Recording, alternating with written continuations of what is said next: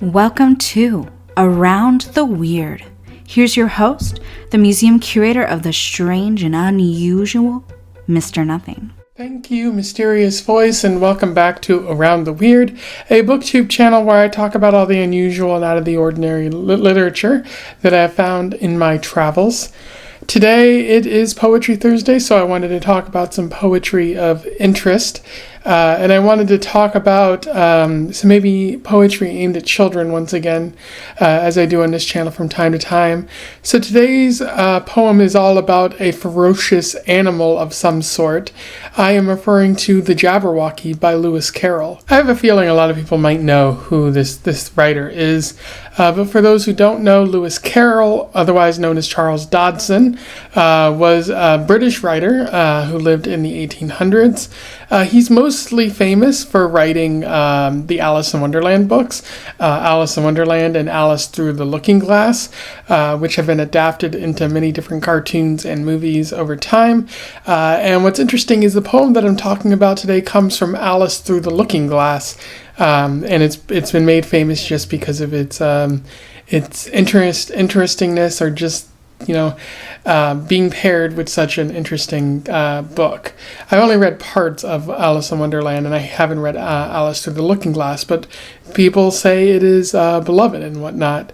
What's also interesting is that Lewis Carroll was a mathematician in his free time when he wasn't writing or doing other weird, zany antics. And a lot of his works, a lot of his math works have gone on to be well regarded in the field of mathematics. So kind of a multi-talented individual. Unfortunately, there's a lot of weird mystery and controversy associated with Lewis Carroll.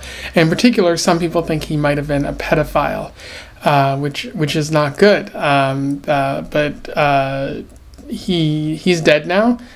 Which doesn't excuse it, but it does mean we can talk about his works and also talk about how he's a horrible monster, and none of that attention or money really goes to him anymore because, again, he's dead.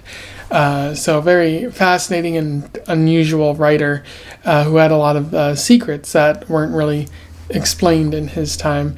But without further ado, let's talk about the Jabberwocky. I will read it, do a little bit of analysis, and we will move on from there. Jabberwocky.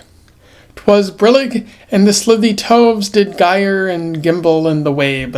All mimsy were the burrow graves, and the mome rats outgrabe. Beware the Jabberwock, my son, the jaws that bite, the claws that catch. Beware the jub bird, and shun the fruminous bandersnatch. He took his vorpal sword in hand, long time the manxome foe he sought, so rested he by the tum-tum tree, and stood a while in thought. And as in uffish though he stood, the Jabberwock with eyes of flame came whiffling through the tulgey wood, and burbled as it came. 1, 2, 1, 2, and through the vorpal blade went snicker-snack. He left it dead, and with its head he went galumping back. And hast thou slain the Jabberwock? Come to my arms, my beamish boy. O frabjous day, callooh, callay, he chortled in his joy. 'Twas brillig, and the slithy toves did gyre and gimble in the wabe.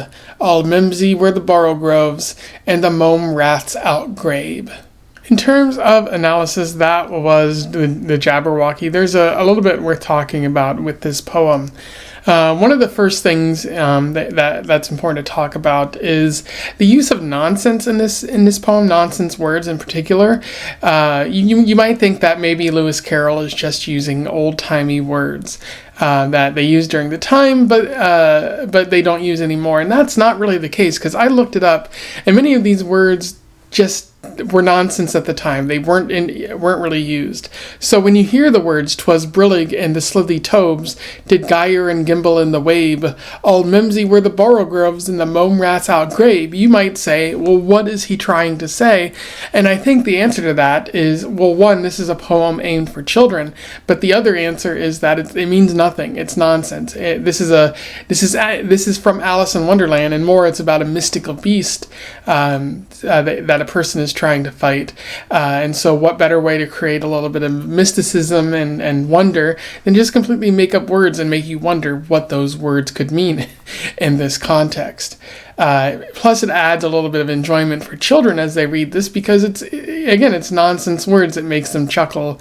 That's mostly what the aim is for Lewis Carroll here. Another interesting aspect of this poem is the narrative, what's going on.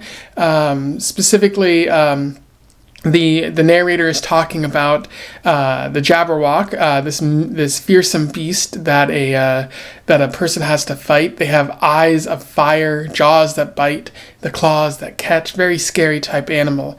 And someone comes along with a sword, and snicker snack, they manage to kill this Jabberwocky, and the narrator celebrates. So a very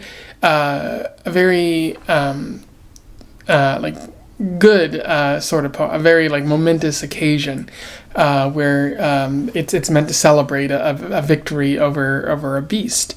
And then the last thing that's worth noting is the sort of structure of the poem, like the rhyme scheme here. It's actually interesting because it doesn't really follow a strict rhyme scheme, although I would say it's A, B, A, B at times. So Toves rhymes with borogroves, wave without grabe. But then in some verses it doesn't follow that. It says, my son, that catch, and shun, bandersnatch. So those kind of rhyme. But sword in hand does not rhyme with tum-tum tree, although sought rhymes with thought. And then he says, and through, snicker snack, its head and back. And through doesn't rhyme with head. So a bit of inconsistency here, which doesn't necessarily take down the poem, but it certainly prevents it from flowing as well as it could, and maybe rising to even greater heights, I would say. Anyway, those are my thoughts on The Jabberwocky by Lewis Carroll. A pretty fun poem, aimed for children, of course, so doing deep, complex thinking about it. It's probably much better to do that about Alice in Wonderland, but again, this is all aimed at children. Yeah, but it's still important to focus on what we're trying to say to children and what type of material we present to them. I do think there's a reason why this poem kind of separated itself from Alice in Wonderland, along with a couple of other poems that were associated with other Lewis Carroll works. He's certainly a talented writer, and we have to give him that. So let me know what your thoughts are about this poem. I'll put a link to it in the description. Go ahead and read it. Otherwise, don't forget to like, share, and subscribe so that more people can find out about this poem, or Poetry Thursday if they want to learn more about that. And until then, I wish you the best of luck in your weird and mythical beast hunting travels. Farewell.